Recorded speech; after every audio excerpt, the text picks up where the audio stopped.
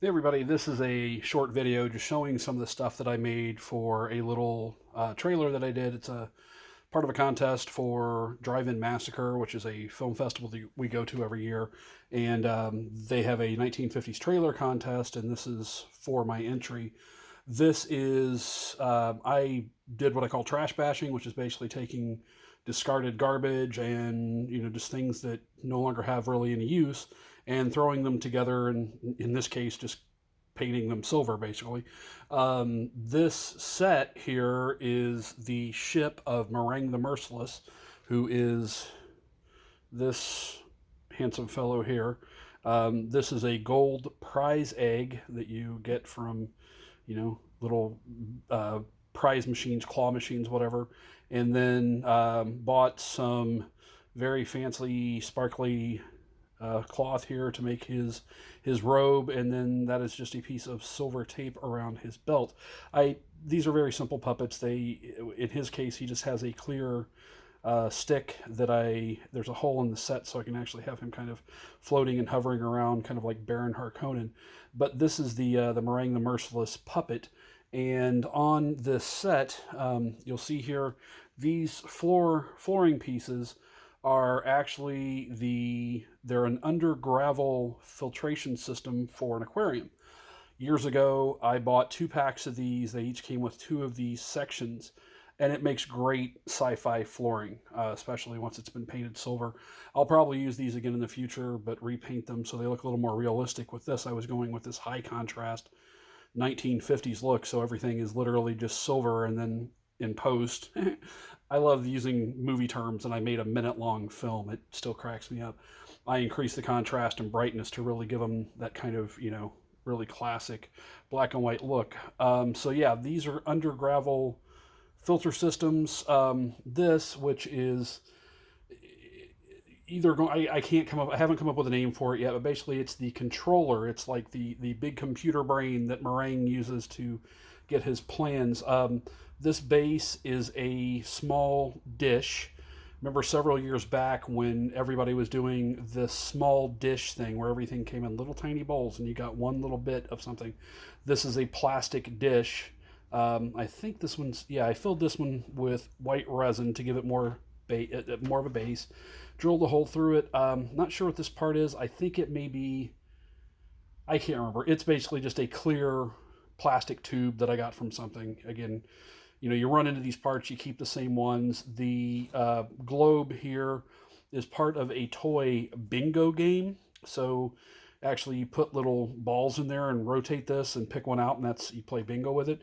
The eye here, or the little view thing, is actually a Toffee cup, so the candy Toffee. Filled this up with a clear resin, and then by sanding the back of it, it kind of hazed it out. And then it's full of I don't even know what to call this. It's basically a lighting system that is a tube that has little LEDs in it, so it makes this kind of neon glow thing. I have the power pack under a little butter container here just so that it blends in more with the background. Again, I rushed a lot of this, but if I would have had the time, I would have detailed this a bit more. But just to show you how this looks, I think we turn it on there. I hope the batteries are still good on this guy. And turn off, yeah. And so you see it has this cool, and especially when, the lights are down, and I'm using a fog machine, it really has a cool effect and kind of makes that eye glow. And one of the great things about this is it has 3 different settings. You can either have it on directly, you can have it slow blink, or if I can find the button here, there we go, we can do the fast blink. So in the trailer, to show that there's more tension, you get this fast blink. And sorry for anyone who has epilepsy there. You may not have it yet, but now you've got it. So that's just part of the set, and a lot of this is finding existing things that I don't have to do a lot of wiring with. This thing already was wired to its battery pack, so I just literally just decorated it, built this kind of thing, shoved those into there, decorated it. Looks great. And again, with fog, I have a small fog machine that will put a mist in the air, and it really helps sell the scale of things. So okay, that's part of this set, and then I'm gonna go ahead and scoot this over here out of the way, and we have this backdrop, which again is just a collection of stuff. These are K-cup containers. These are sushi soy sauce cups to hold soy sauce while you're eating sushi. These are blister packs from some refrigerator magnets that I got that are little hexagonal pieces of wood with a refrigerator magnet on them. These are jelly cups, these outside things. These little dots here are from Capsule Toys that you get, like, a 25-cent machine that has a little ring in it or something. Those are the lids from those. I think this was from a set of earbuds. This box, these are from USB drives. So you can see that's a blister pack that held 3 USB drives. These pipes here they're also part of this underwater filter or under gravel filter set. These little boxes here are from earplug containers. So they held a pair of earplugs. More blister packs that I don't remember what these are from. This is from a biscuit, like a little cookie. There we go. Little container that held cookies of some sort.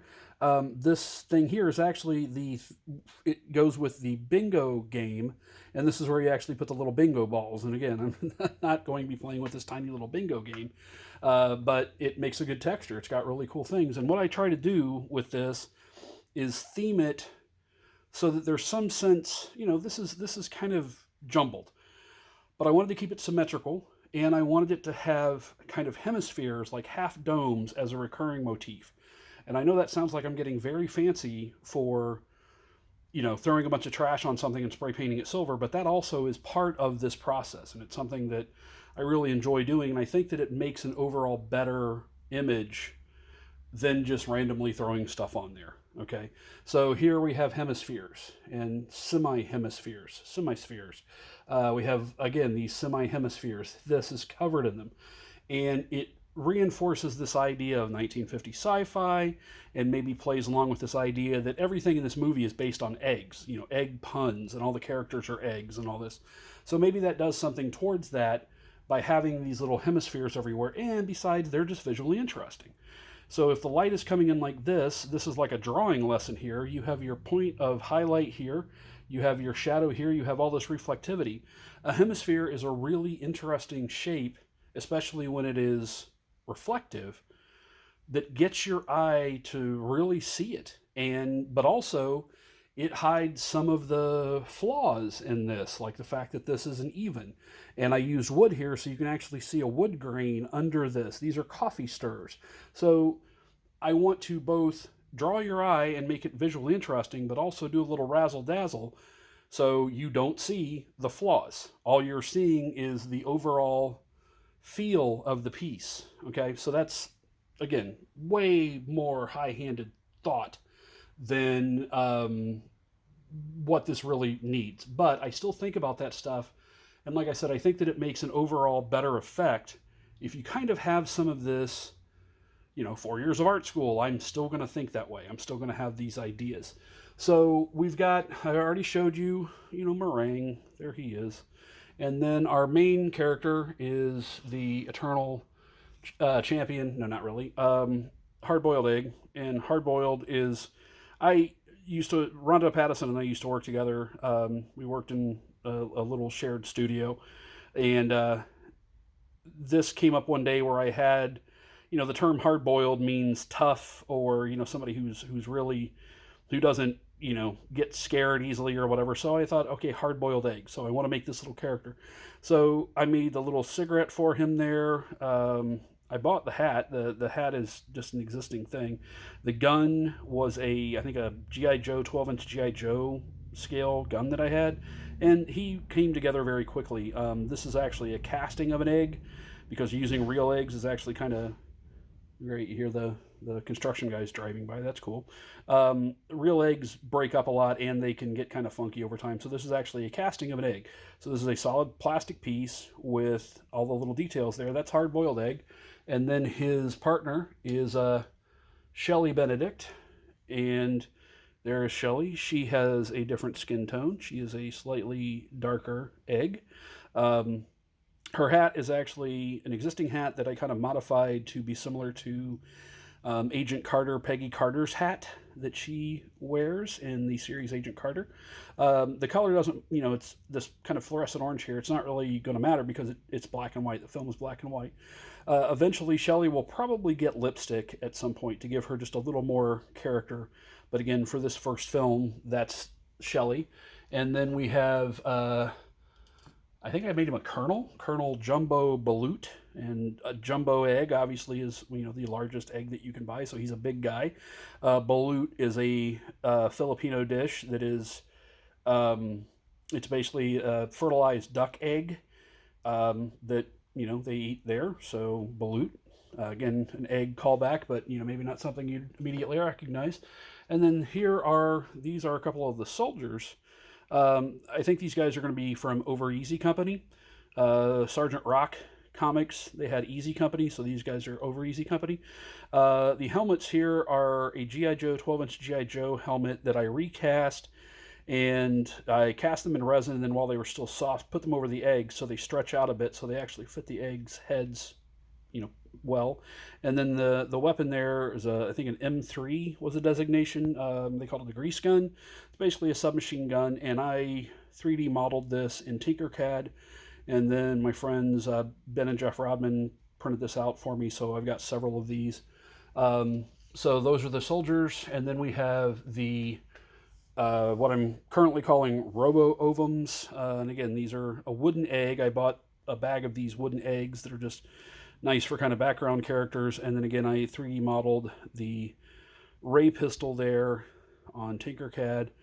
The Rodmans printed that out for me, and then I have this guy. And I didn't build a lot of these because my intention is, if I redo this or I do another version of this, I'm going to layer them so they're going to always seem like these giant armies of these guys. But I don't need that many of them in real life. I can do a lot of that with cut and paste.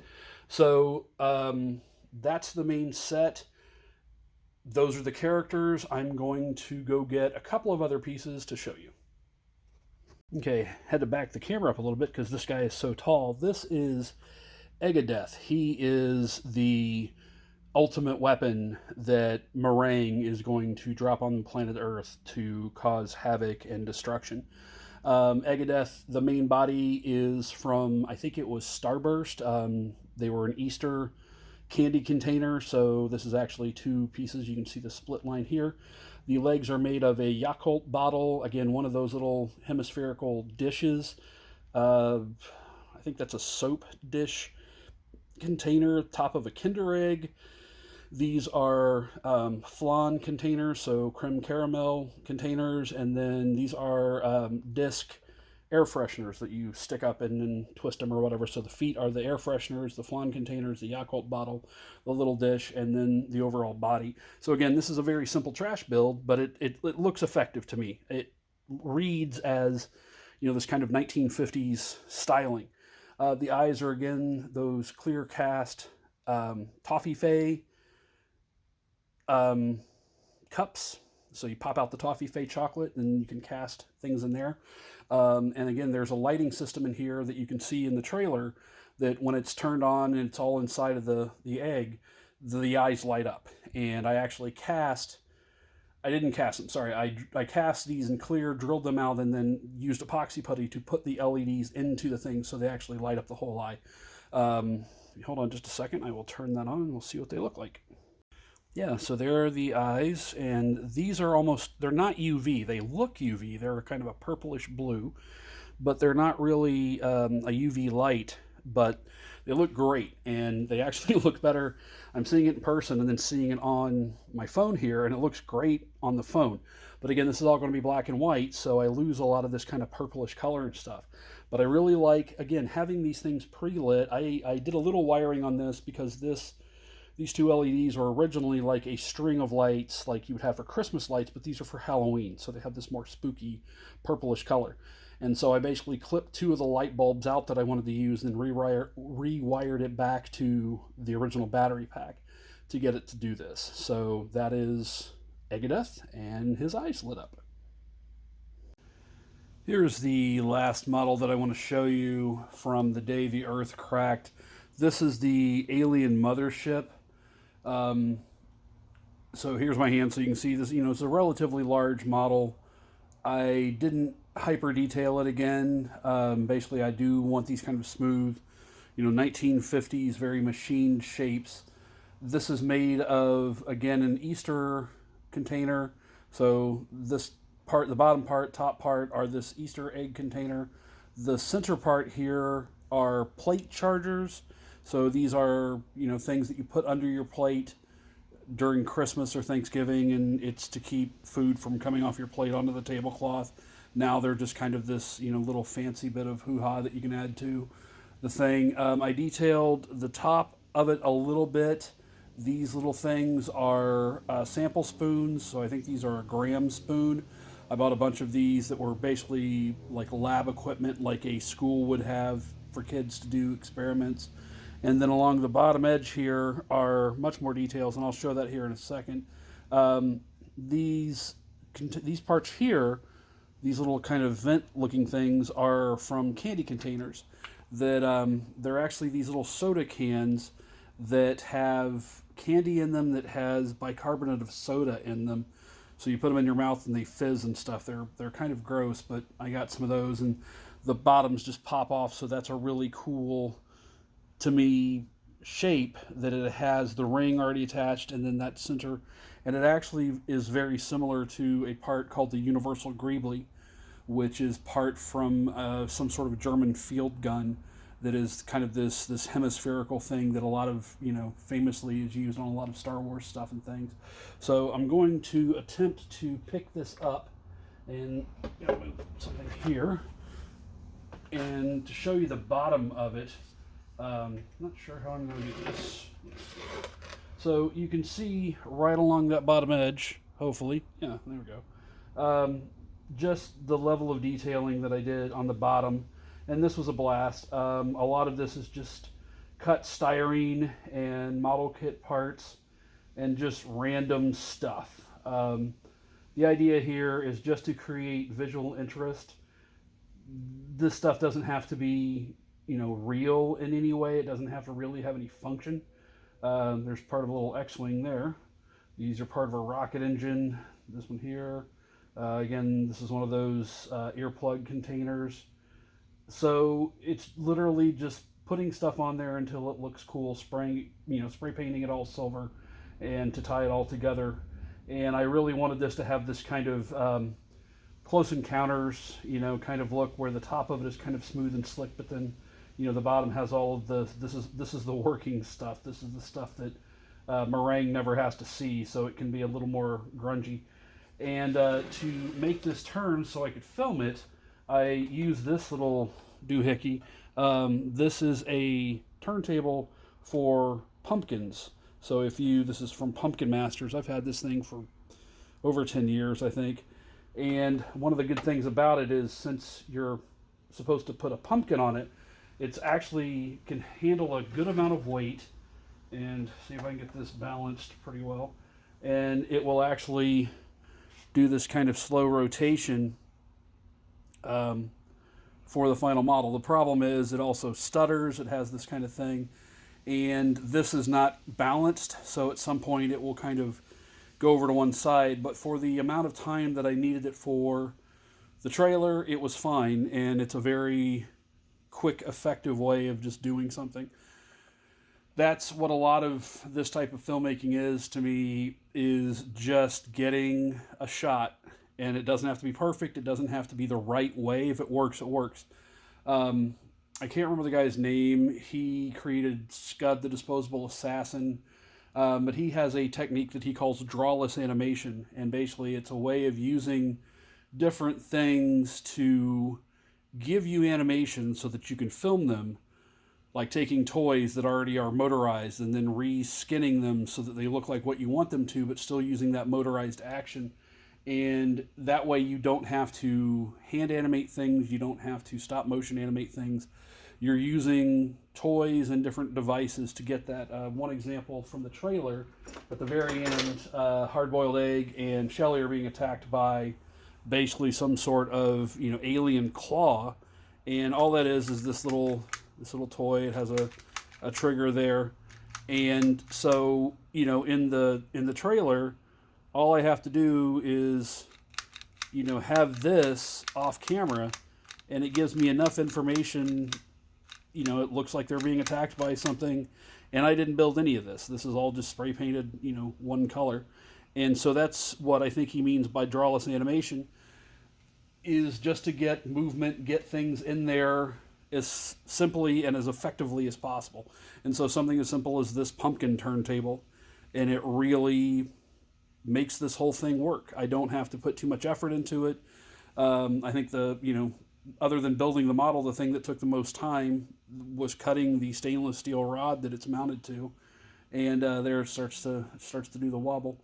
But yeah, it's effective, and at this point, effectiveness combined with the aesthetics that I'm going for, that's all I was really shooting for. So I'll put a link to the final trailer in the description here. I hope you check that out. But otherwise, this project was a blast. I wound up winning first place in the contest, which I really wasn't expecting, but it was, it blew me away. It was so great to win in that. And then my buddy Lucas won second place, so it was even better. But yeah, I had a lot of fun with it. Terror in the Isles, the group that puts this on, the Skyline Drive-In. If you're in Indiana and you like horror movies, check out the Skyline Drive-In. They do a ton of different events like this. And yeah, just had a lot of fun with it. And so thanks for checking this out. Bye.